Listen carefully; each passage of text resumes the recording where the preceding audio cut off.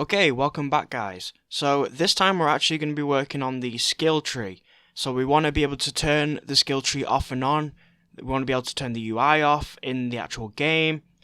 We also want to have text and cost appear when hovering over the skill so that the player knows what they're buying and how much it costs. We're also going to be adding 2 requirements for the to be able to buy them. So 2 specific resources.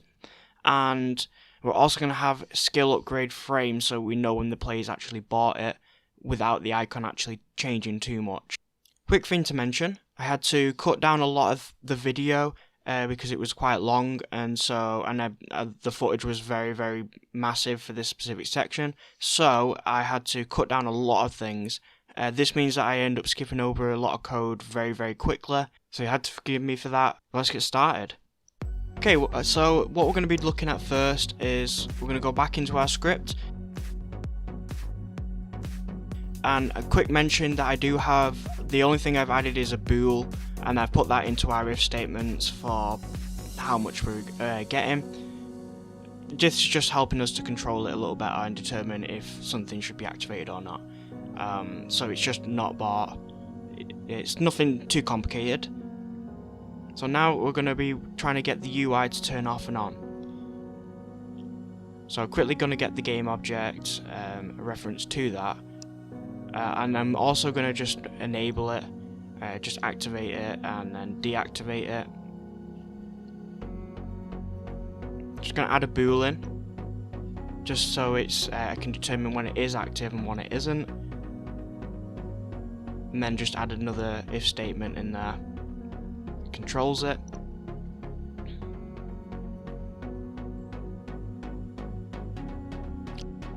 I believe I do choose the E key, and I do set it up in the project settings, just like I've done with just like Horizon and Vertical is done.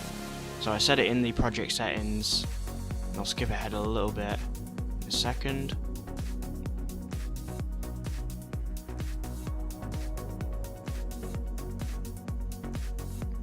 Yeah, I also want to determine if it is actually active or not. So there you go, when the E key's been pressed, and if the active tree is false, then you should be able to activate it and it'll come up. If it's true, then it'll be deactivated and it'll be set to false rather than true.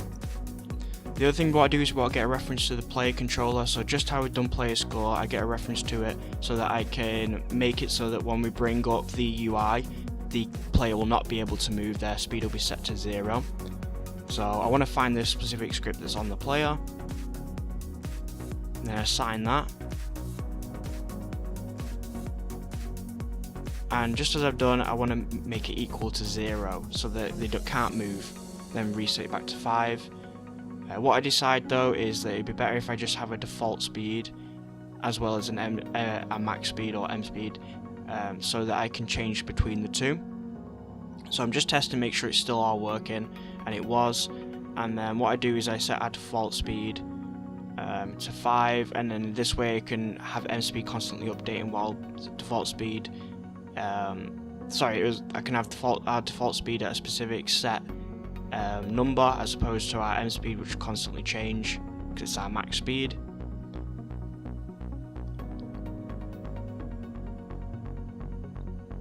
Quickly set these to public because you never know when you might need them in other scripts, and you never know when you might need them, though it's rare that you need the triggers that often.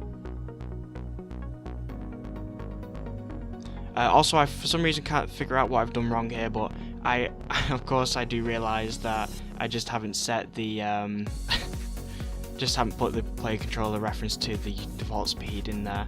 But there you go, I've got a reference to it, so I can change it, I can call it whenever I need. I have a quick look at the speed and decide if I want to change it, but when I leave the island, when I join, but I decide not to. And as you can see, it's working. When I'm trying to move while I've got that up, when I press E, the UI was coming up.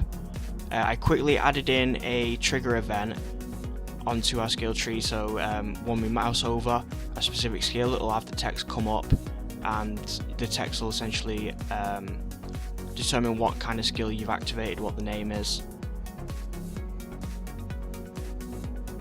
very straightforward. It's just a string appearing. So as you can see, when I highlight over it, it triggers and the skill name will appear, and it's determined by whatever string I say to, which at the moment is attack upgrade. And then I add in another trigger event for when the a pointer exit, as opposed to, and it's just the opposite of the mouse over. So when I leave, it should disappear. Now I haven't set it yet, so I've realized I haven't quite set it up yet. There we go, so I'm setting it up, the pointer should work now. There you go. This is just to help the player know what this actual skill is. Just rename the attack upgrade and add a new int,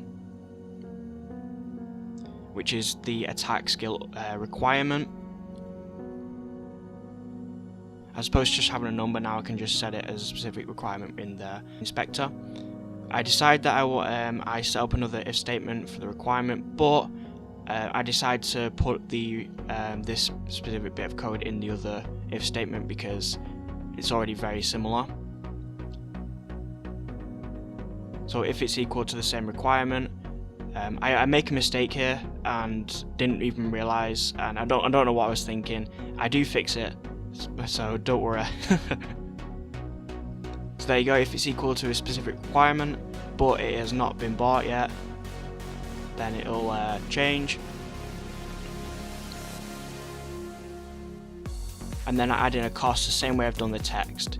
So the text is a specific, it's basically just another string, so I'll determine the specific requirement of the in and have the string before it, which is cost, and just add the requirement onto it.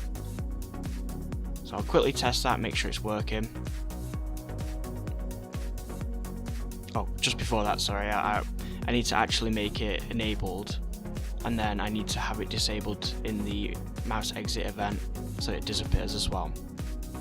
And I believe then I test it. So there you go, I'm assigning them. Yep, and does it work? There you go. When I hover over it, you can see the cost. Of course, I need to, at the start, I need to also set it to false. So that's the cost and the text done. So now it works, as you can see the cost and the text. It might be a bit difficult to see because of the specific bad resolution of the font, but I do fix that later. So there you go, it's working. I can see that it's 6 or 8, one of the two. There you go, I fixed that issue that I had that I completely didn't notice, and I also make it so that if the grass is higher or equal than the requirement and it's not been bought yet, then the icon button is available. It'll set it to false, so it'll turn into false. And I'd quickly skip over this, but basically a little bit of time spent. I add a bool. I separate the bools for not being bought, and then I add the requirements in their own if statements, so a nested if, just to make it a bit neater, a bit more readable, and keeping the requirements separated. I also add in a second cost as well, second cost text, so it requires two things, which is at the moment I've set to squid. Just set it so that if you buy it and you click on the button, it'll set it to false. And right now it's just buying whenever we need. You can see we had two requirements there. Basically just repeated what I did before.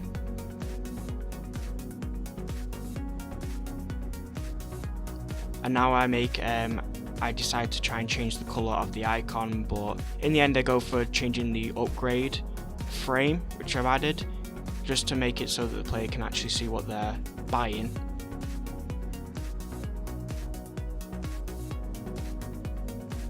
I do also play around with some of the greater thans or less thans because they're not quite right at the moment. So I'm determining here if our requirement is greater than the number we need, then it will not be able to do anything. So I put in an OR and make it so that if either one is not got the required amount, then it won't be available. So there you go, it's working. It's still all working very fine, but now we need to make it so that the attack button is changed a little bit, and we need to add in a actual frame to determine if we've actually bought it, because you can't really see when you click on it. The button is being deactivated, so you can't click on it again. It can only be clicked on once. So here we go, we're adding a upgrade frame in.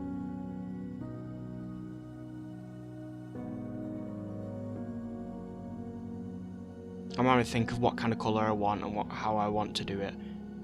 I was determining whether I still wanted to have a frame rather than the icon change, but yeah, I think the frame was a good choice in the end. So there we go, I'm changing the colour of the image for this specific upgrade frame. And I like it, I think it looks well. It doesn't really change the icon, so it's not too distracting. You still know that you've clicked on the right icon, and you do know that you've bought it. So there we go, I'm trying it out. When you click it, as you can see, I've bought it, and you can tell from that I've actually gained it. And it's all working, the button's disabled. Right, so next time I'm gonna actually take a break from the skill tree, because there's still a lot that has to be done with it, and I did spend a long time on this, trying to develop it and trying to create it. So I'm going to take a break, and we're actually going to look at fish behavior, or fish AI and states. So we want to make the fish more realistic. See you next time.